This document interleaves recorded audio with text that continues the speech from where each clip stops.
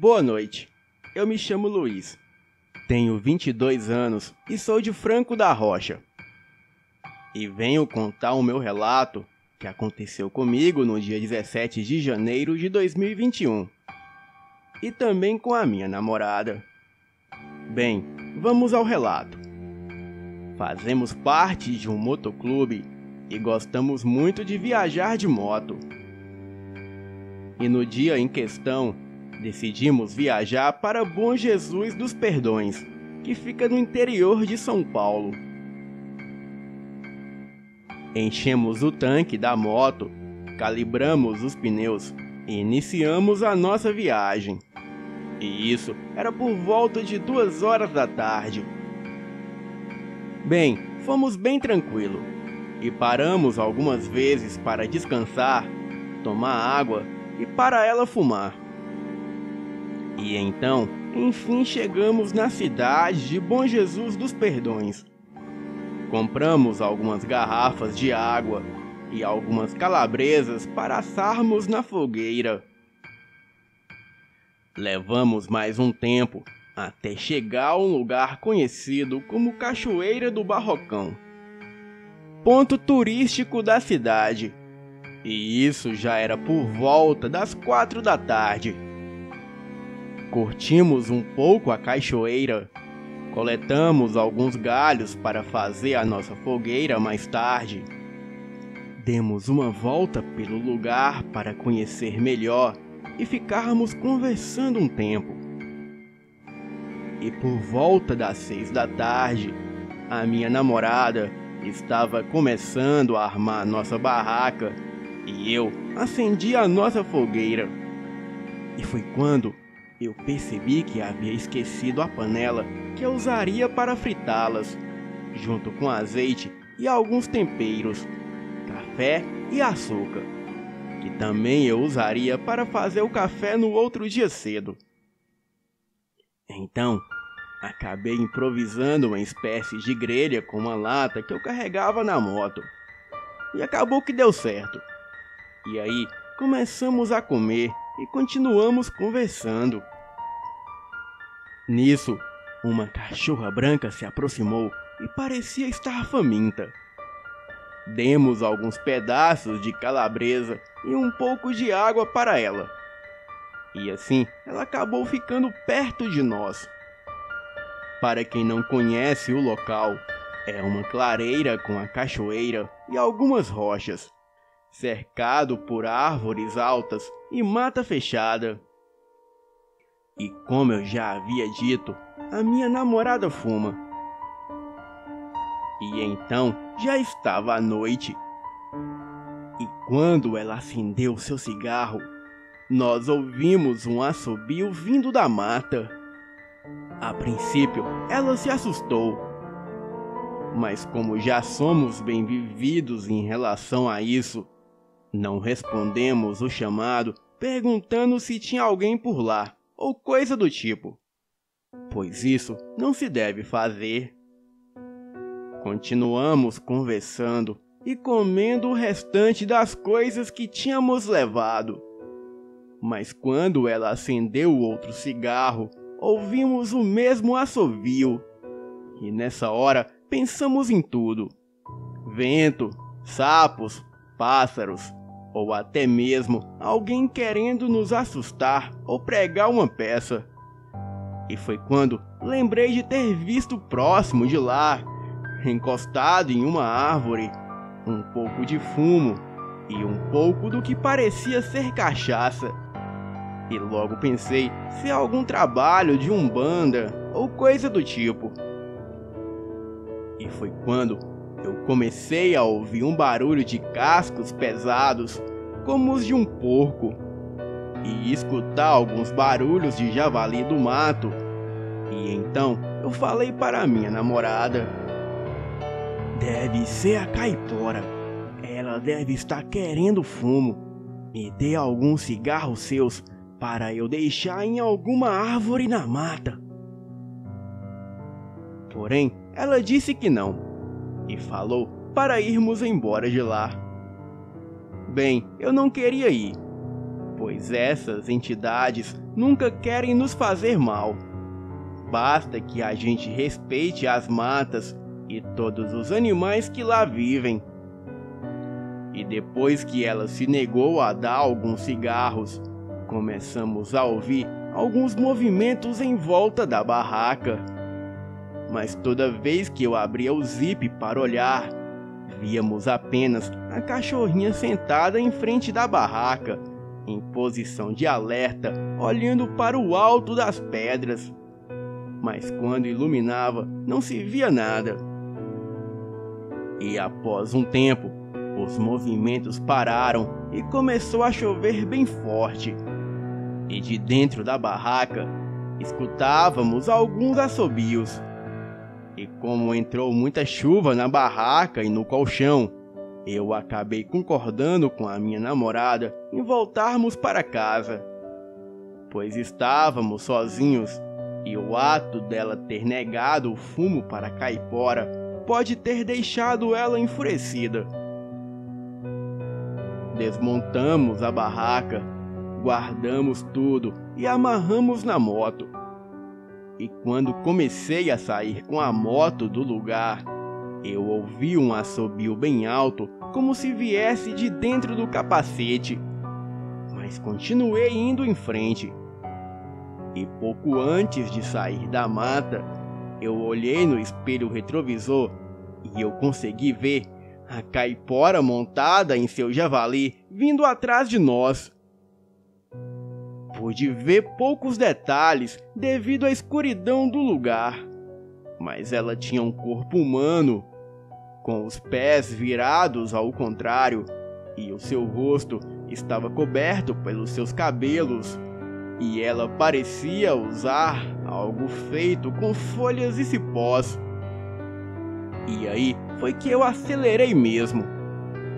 O asfalto estava bem escorregadio, mas mesmo assim, eu continuei indo cada vez mais rápido, até que chegamos ao fim da descida que dava acesso ao lugar.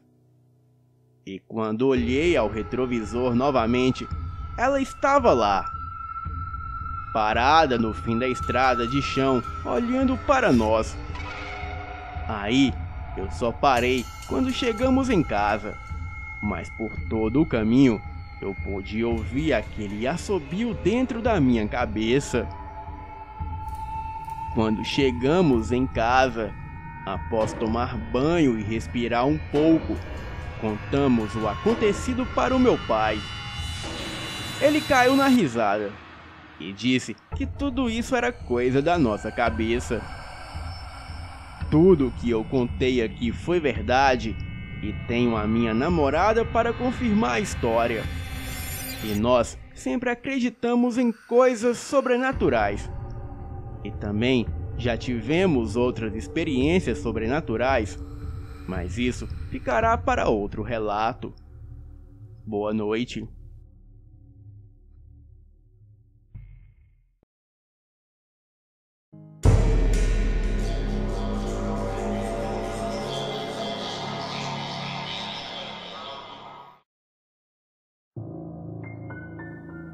Trabalhei na minha idade de 16 anos na TASA Telecomunicações da Aeronáutica, na Ilha do Governador, no Rio de Janeiro.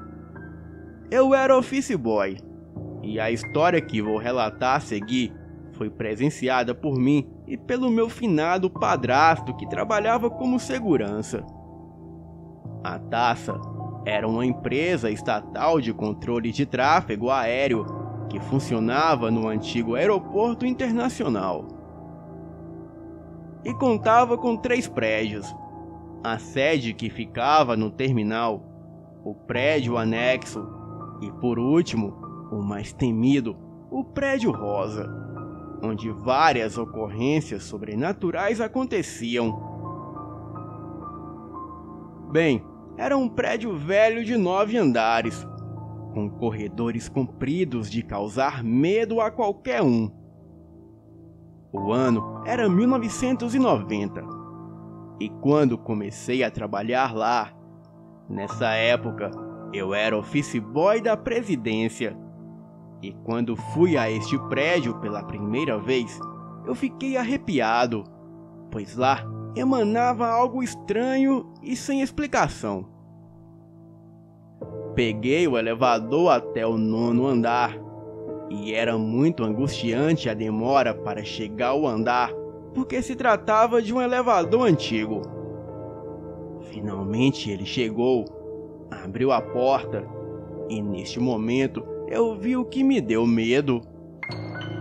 Havia mais ou menos 50 metros de corredor, com portas de ambos os lados, mas sem trânsito de pessoas. Eu fui na sala onde tinha que pegar alguns documentos e logo saí.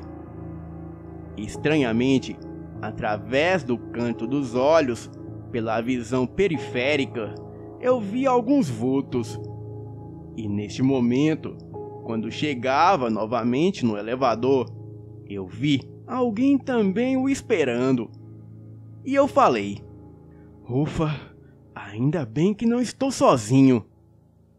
Mas quando me aproximei, o homem que ali estava havia sumido. E ele nem tinha apertado o botão do elevador. Assustado, eu peguei o elevador e fui correndo de volta para a minha sala, onde os meus colegas me viram bem pálido.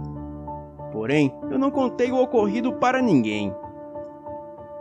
Na hora do almoço, eu me juntei com meu padrasto e relatei o que eu passei naquele prédio. Então ele me contou que quando estava no turno da noite e fazia a ronda, ele aproveitava para dormir um pouco. E contou que neste local havia uma sala imensa, porém completamente vazia, onde ele pegou uma cadeira e sentou para dormir. E foi neste momento que ele observou um vulto no salão. Ele levantou assustado, olhou por todo o local, mas não achou nada. Um tanto preocupado, ele sentou-se novamente para tentar cochilar um pouco. E quando ele estava quase cochilando, ele viu o vulto novamente. E como não tinha visto nada antes, ele desconsiderou aquilo e tentou dormir. E foi quando ele sentiu um frio na espinha e logo abriu os olhos. Então, ele viu o vulto novamente, mas desta vez, aquilo saltou do chão para o teto. Rapidamente, ele fixou seus olhos no teto, e ali ele pôde ver um homem de cabeça para baixo, com os pés fixos no teto e com os braços cruzados, olhando diretamente para ele. Sendo que logo em seguida, o homem abriu os olhos e o meu padrasto pôde ver que eram duas bolas vermelhas como fogo, e os seus dentes da frente eram duas presas como as de vampiro.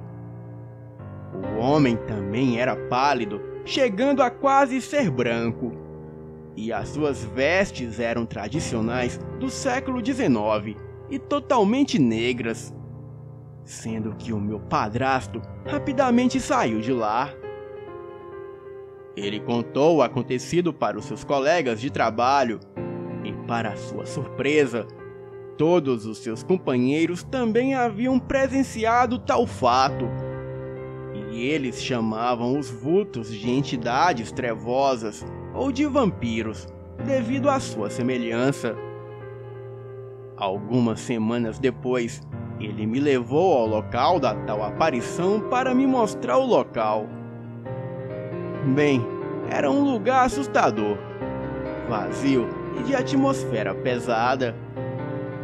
A aparição que o meu padrasto viu provavelmente não foi a mesma que eu vi no elevador quando visitei o prédio rosa. Mas parando para pensar nos detalhes daquele homem que eu vi, eu posso arriscar em dizer que o mesmo usava uma vestimenta muito peculiar para a nossa época. Ele usava uma roupa social muito tradicional, como a daqueles condes da antiguidade. E eu digo por alto, como a de um vampiro. Outros seguranças também contam que viram à noite vampiros transitando pelo prédio anexo, que também tinha fama de assombrado. E todos eles, de uma forma ou de outra, tiveram tais experiências. Bem, hoje em dia não existe mais o prédio anexo, devido à modernização dos aeroportos e à construção da linha vermelha. Ele foi implodido, dando lugar a um moderno prédio dos Correios. Mas quem garante que as atividades ali cessaram? Bem, eu acredito que não. Boa noite.